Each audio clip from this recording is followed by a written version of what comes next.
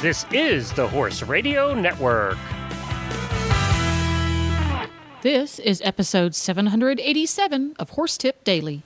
A different horse tip, a different equine topic, a different equestrian expert every day. Horse Tip Daily brings the world of equine knowledge to you, one day at a time. Today's tip is brought to you by Kentucky Performance Products.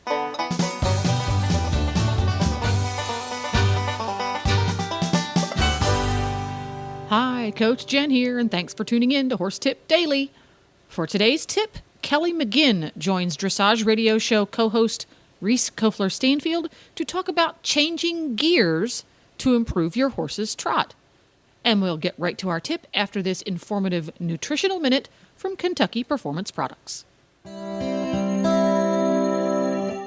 This Nutrition Minute is brought to you by Kentucky Performance Products, the company that simplifies your search for research-proven nutritional supplements at kppusa.com.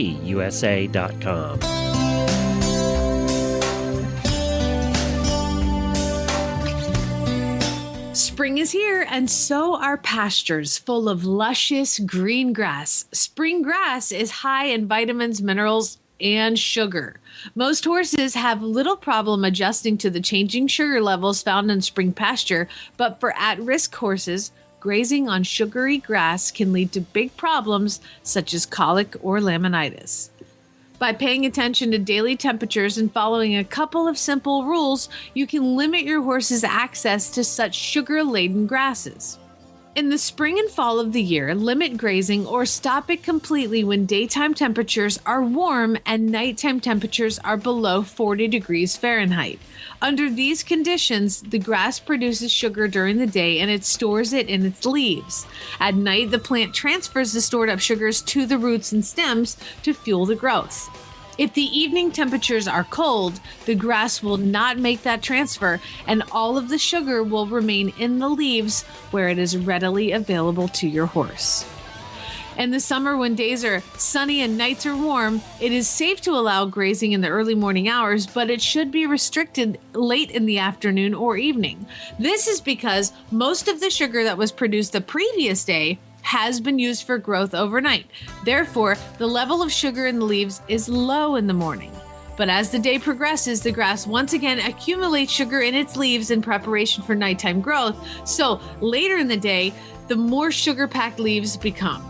Because grass is a great source of essential vitamin E, horses that are restricted from grazing, especially easy keepers and horses in hard work, may develop vitamin E deficiencies. Lack of vitamin E can result in sore, stiff muscles and neurological problems. Elevate Maintenance Powder from Kentucky Performance Products is an affordable way to provide your horse with the vitamin E missing from his diet. Each scoop provides 1,000 international units of natural vitamin E, and natural vitamin E is absorbed and retained in the tissues at a much greater rate than the synthetic vitamin E found in many feeds and supplements. Best of all, when you choose a Kentucky Performance Product supplement, you get a 100% satisfaction guarantee. This Nutritional Minute has been brought to you by Kentucky Performance Products. You can find all of their terrific products at kppusa.com.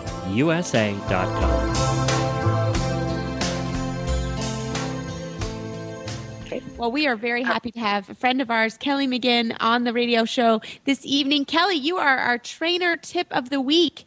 Can you get started on the tip you're giving all of us? Sure. I've come up with an easy way to explain and to help the rider kind of break down the trot a little bit. And I think sometimes it can be daunting when a rider thinks of, I need to collect the horse or I need to engage the horse. So I've come up with an easy way to describe it to my students that really makes it very simple. And I call it gear work, and this is not really, kind of a new thing in dressage, but I've made it really simple. What I try to think about is like third gear is like your basic working trot.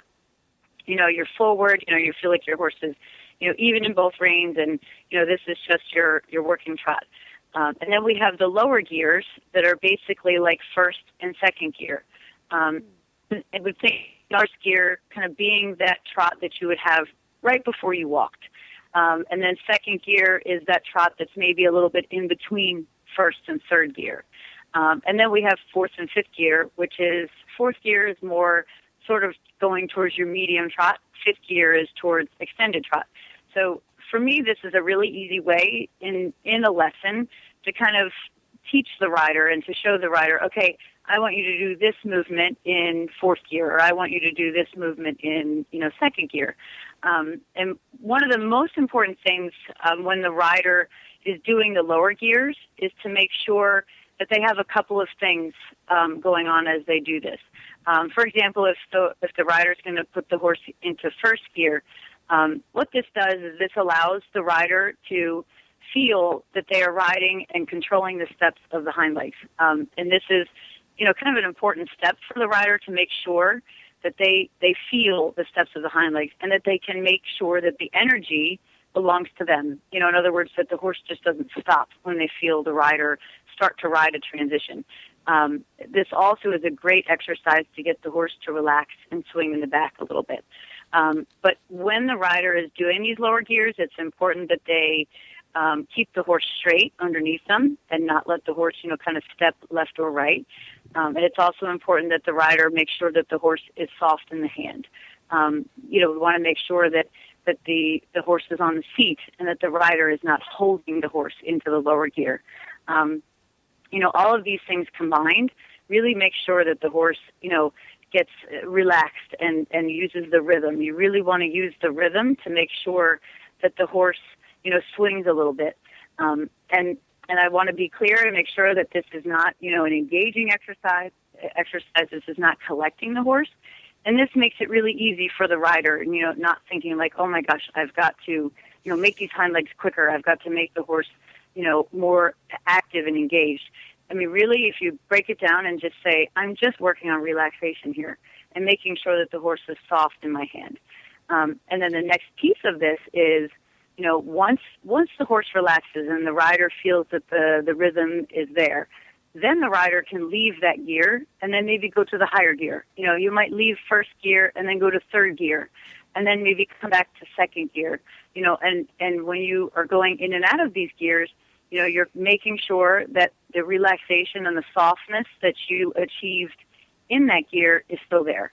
And this makes it just really, really easy. And, for example, if you have a horse that wants to kind of suck back and be a little bit lazy all the time, the common thought is, okay, I'm just going to, give a kick and put my leg on and drive the horse forward. And sometimes this is not the best way. It makes the horse then more tight in the back. So, it's a really great exercise then if we have, a lazy horse. We go to the lower gear, and make sure that the horse does not stop. The rider is in control of the steps of the hind legs and in control of the energy. And then you might leave that lower gear, and kind of leave it with purpose and then push the horse then up to fourth gear. And then come back to third gear and then go back to fourth gear. So this is a really simple, easy way for the rider just to think about it and say, I don't have to engage my horse. It's not that. It's I'm just going from one gear to the next.